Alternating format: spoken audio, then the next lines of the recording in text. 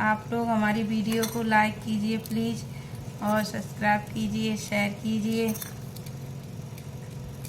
और आप लोग बताना कैसी लगी।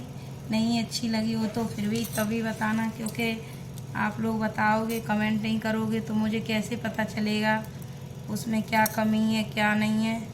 मुझे ज़्यादा कुछ तो आता नहीं है अभी मैं कोशिश कर रही हूँ कि मैं अच्छी से अच्छी बनाऊँ, क्योंकि मैं घर पर रहती हूँ, हाउस वाइफ हूँ, इसीलिए बाहर निकलती नहीं हूँ। घर की रूटीन की बताती रहती हूँ अपनी।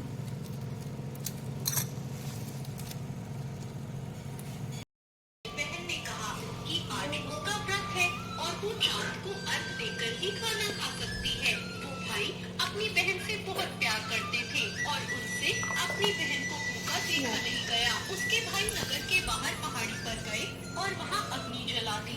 अग्नि जलाकर वो अपनी बहन के पास आए और बहन को चलनी में से उस अग्नि का प्रकाश दिखाते हुए बोले, देखो चांद निकल आया है, तुम भोजन कर लो। उनके ऐसा कहने पर साहूकार की बेटी ने अपनी भाभीियों से कहा, दीपक का साहूकार की बेटी ने अपनी भाभीियों से कहा, भाभी देखो चांद निकल आया है, आप भी अर्घ देकर भोजन कर लो। ननद की बात सुनकर उसकी भाभीियों ने कहा, आयशा ये तो आपका चांद है, हमारा चांद आने में तो अभी बहुत समय है। साहूकार की बेटी भूख से व्याकुल थी। वो उसी चांद को अर्घ देकर भोजन करने बैठ गई। जैसे ही उसने पहला घास खाया उसे छींक आ गई। दूसरा घास खाते ही उसमें बाल निकल आया और तीसरा घास अभी खाने ही वाली थी कि उसके ससुराल से बुलावा आ गया कि उसका पति देखिए बहुत दोस्तों बीमार कितने है अच्छे से और ले वो ली जिस भी भगवान ने। हालत में हो तुरंत अपने ससुराल पहुँचे। उसे विदा करने के लिए उसकी माँ ने जब बक्से से कपड़े निकाले तो सारे कपड़े काले काले मिले। दूसरी बार कपड़े निकाले तो सारे कपड़े सफेद निकलते जाते। बेटी बोली, माँ तुम ये सब रहने दो, मैं जा रही हूँ। माँ घबराकर बेटी से बोली, बेटी रास्ते में जो भी छोटा बड़ा जो मिले सबके पैर पड़ती जाना। जो भी बूढ़ सुहागन होने का आशीर्वाद दे तो वही अपने पल्ले में गांठ लगा लेना। बेटी ने कहा ठीक है और वो अपने ससुराल के लिए निकल गई। रास्ते में उसे जो मिला वो सबके पांव छूटी गई। सबने कहा सुखी रहो, पीहर का सुख देखो और खुश रहो, ऐसा आशीर्वाद दिया। ऐसे में वो अपने ससुराल पहुंच गई। ससुराल के दरवाजे पर उसकी छोटी ननद खेल रही थी। जब उसने उसके पांव छुए तो उसने आशीर्वाद दिया, सौभाग्यवती रहो, पुत्रवती रहो, सुहागन रहो और बूढ़ सुहागन हो। ये सुनते ही उसने अपने पल्ले से गांठ बांध ली। घर में अंदर गई तो जमीन पर अपने पति का मरा हुआ शरीर लेटा देखा और उसे ले जाने की तैयारी होती देखी। वो उसे देखकर बहुत रोई, बहुत चिल्लाई।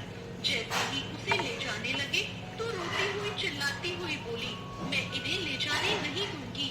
फिर भी जब कोई न माना तो बोली, मैं भी इनके साथ ही जाऊंगी। फिर वो नहीं मानी तो सब बोले ले चलो साथ में।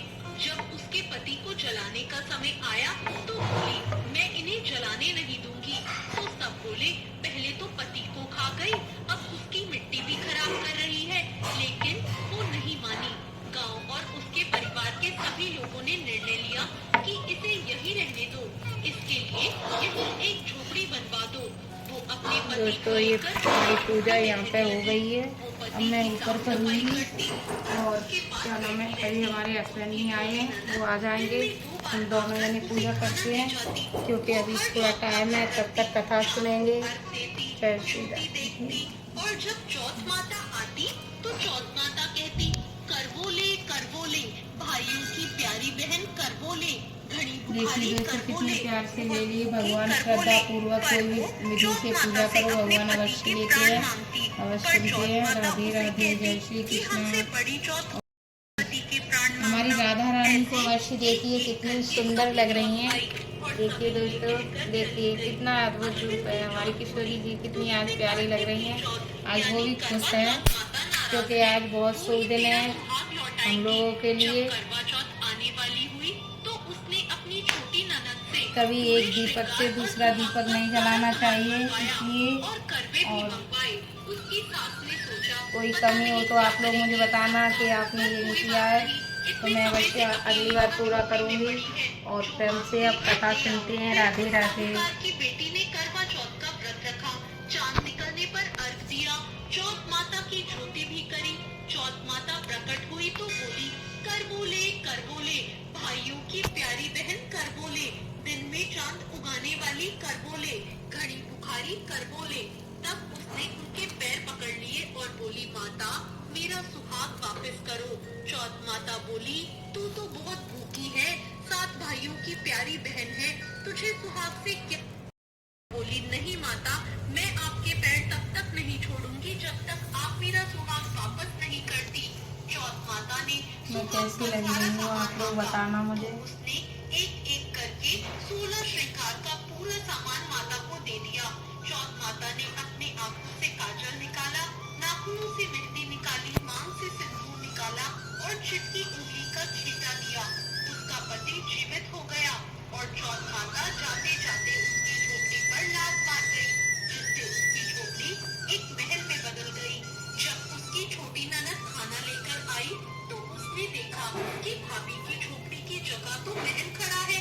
वो ननद को देखते ही दौड़ी दौड़ी आई और बोली, देखो भाई साहब, आपका भाई वापस आ गया।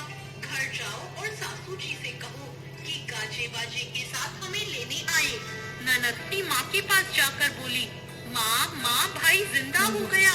माँ बोली, उस भाभी के साथ तो तेरा दिमाग भी खराब हो गया है, बस ले आई। इसमें मिठाई भर ली है। हमारे यहाँ पे एक में मीठा होता है और एक में जल होता है। मैं अकेली करती हूँ, इसलिए नहीं दौरानी जेठानियों के साथ करते हैं, तो अब हम सबके साथ कर लेते हैं मिलके। राधे राधे।